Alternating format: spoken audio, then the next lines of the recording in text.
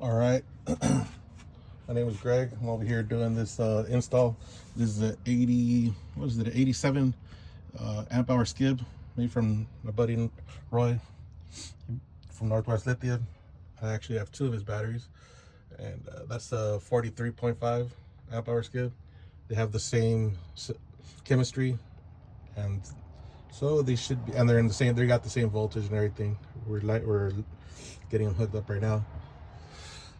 They're going to be pushing three of these 18s, and yeah, just trying to get my bank up, man. It's all about getting your bank up when you're doing some big builds.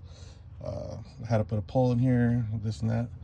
It has a lot of cool stuff. I got some amps underneath this bench, and a couple of Fosgates, Power Series 1000 and a 600, pushing the Focal speakers right here. And then I have some R-type Alpines right here. I got 4 of them running up and down, and I got a couple DC's tweeters, bullet tweeters, 4-inch. I don't know if you can see them right there.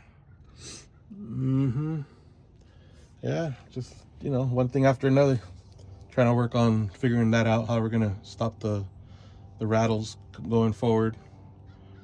But the next step is probably putting wood on that part and freaking putting a pole up there. Yeah, just so in case anybody was wondering, these are two different.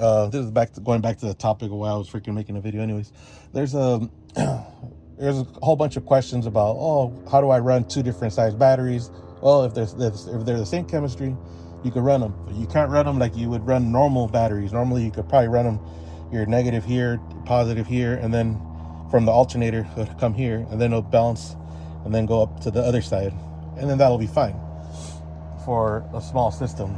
But when you're talking about big banks and freaking lots of wattage actually going to be used, you want to switch it up. You want to be able to do it the correct way. And it took a little bit of breaking my head last night, looking at videos, making sure I'm doing it right, because last thing I want to do is smoke 4,000 plus in freaking batteries. And so, excuse my language, see if I can bleep that out, but I doubt it. I don't know how to do that. But anyways, yeah, so hopefully it doesn't get, either way. So you want to be able to go, like with the way I did was I strapped this one and this one, and powers, negatives, those are together. I did that before I installed anything, and I made sure that the voltage was very, very close to being the same. And then, so these are my runs from my car coming from my alternator. I have two of them, and those are going to that battery.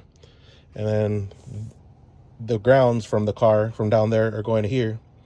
I'm gonna add more, but yeah, for now they're going to here, and I'm gonna add more of those powers too, and then maybe one more over here. But so you want to be able to do it that way, to where it splits up the power, even though they're both going to be drained at the same time.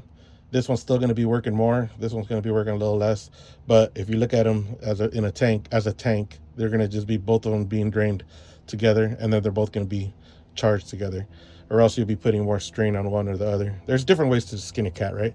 So this is just one of them. After doing some research, I decided to go with that way, and hopefully everything works out pretty good.